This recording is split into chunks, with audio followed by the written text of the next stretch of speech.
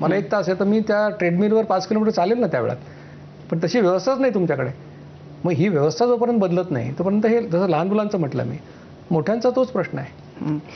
पण आपण जेव्हा म्हणजे तुम्ही गोडाला शत्रू नंबर 1 करून टाकलेला आहे, तर ते जर रोज दिवसातनं 3 वेळा असेल तर तो मोठा शत्रू आहे का आठवड्यातनं एखाद्या वेळेला चालू शकतं? म्हणजे नॉन डायबेटिक माणसाला काही प्रॉब्लेम नाही आहे.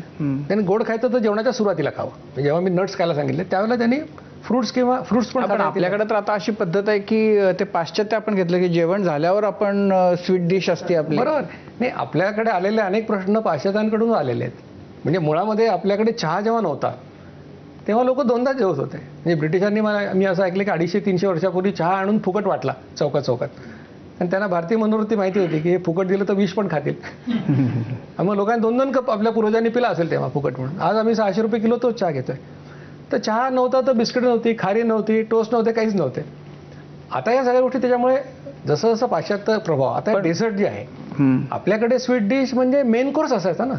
पुरणपोळी असली तर मेन कोर्स आहे, आंब्याचा रस असला तर मेन कोर्स आहे. तो कधी शेवटी खाण्याचा विषय नव्हता. हे नंतर सगळं आलेलं आहे. आणि अवेलेबिलिटी ऑफ फूड झालं आहे, लोकांकडे पैसे पण आले आहेत, त्याच्यामुळे पण झालं ते. पण त्यामुळे तुम्ही म्हटलात की ज्यांना नाही त्यांनी खावं, सुरुवातीला खावं जेवणाच्या. आणि ज्यांना आहे त्यांनी ज्यांना ज्यांना आहे त्यांनी काय करावं, ही लाईफस्टाईल फॉलो करावी. 6-7 महिन्यात नॉन डायबेटिक व्हावं आणि मग खावं थोडं. तुम्ही काहीतरी जरा जे आहेत त्यांना दिलासा देणारं आणखीन काहीतरी सांगा ना, की आठवड्यातून एखाद्या वेळेला चालेल. माझं म्हणणं काय की तुम्ही आठवड्यातून एकदा खा.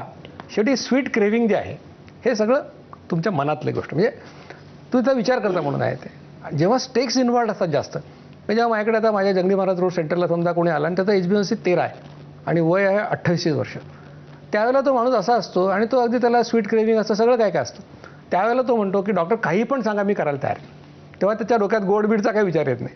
पण जेव्हा तो 6च्या खाली जातो 4 महिन्यांनी, तेव्हा तो हळूच विचारतो डॉक्टर आता काही रिलॅक्सेशन थोडंसं. पण त्यावेळेला द्यायला हरकत नाही थोडं. पण अगदी सुरुवातीला जेव्हा तुमचा अनकंट्रोल डायबिटीस आहे त्यावेळेला अनकंट्रोल कधी मानायचं डायबिटीस? आता कसं आहे की वयोमानानुसार पण आपण असं म्हणूया की 8च्या पुढे HbA1c असेल तर त्याला अनकंट्रोल डायबिटीस म्हणायला पाहिजे. 7च्या खाली असेल तर चांगला कंट्रोल असं म्हणता येईल आपल्याला. नाही, पण समजा 7 ते 8च्या मध्ये असेल ग्रे एरियामध्ये तर त्यांनी आठवड्यात एखाद्या, आता कसं एखादा माणूस 60च्या पुढे असेल आणि त्याचं 7 ते 8 असेल तर हरकत नाही. अच्छा. पण तो यंग असेल तर 7 ते 8 पण नको, 7च्या खाली असेल बरं. पण आता तुम्ही मगाशी ते चहाचं उदाहरण आणि त्यावेळेला, पण ज्या वेळेला चहा नव्हता, जेव्हा बिस्किटं नव्हती, जेव्हा खारी नव्हती, त्यावेळेला लोकांना म्हणजे डायबिटीस माहिती नसेल पण होत तर असेलच ना. नाही, पण कारण त्यावेळेला असं आहे की आपलं म्हणजे आपल्या सांस्कृतिकदृष्ट्या आज गोड हा आपल्याकडं इतके सणवार आणि प्रत्येक सणवाराला इतकं गोडधोड हे आपल्याकडे परंपरेनं आलेलं आहे चालत. आता ही जी परंपरा आपण म्हणतोय ही परंपरा मला वाटतं 200-300 वर्षाची असू शकेल. कारण आपण जर गोष्टींमध्ये वाचलं तर राजाला मुलगा झाला म्हणून हत्तीवरून साखर वाटली असं आपण वाचलेलं आहे. म्हणजे साखर इतकं किती अपूर्व होतं, आता ती रेशनवर मिळते.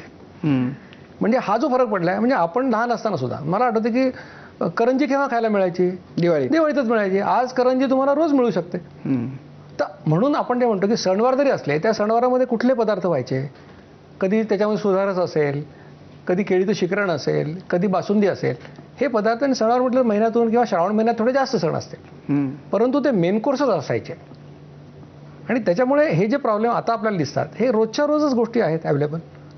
आणि पूर्वीच्या काळाचा व्यायाम, पूर्वीच्या काळी नुसतं तुम्हाला शाळेत जायचं असेल कोणाला तर 3-4 किलोमीटर चालावं लागायचं, त्याचं कोणाला कौतुकही वाटत नसेल. आज म्हणजे 4 किलोमीटर चालत जातो असं सांगतील. तेव्हा तर काय 8-10 किलोमीटर सायकल चालवणं कॉमन गोष्ट होती. आता एकीकडे एक्झरसाईज नाही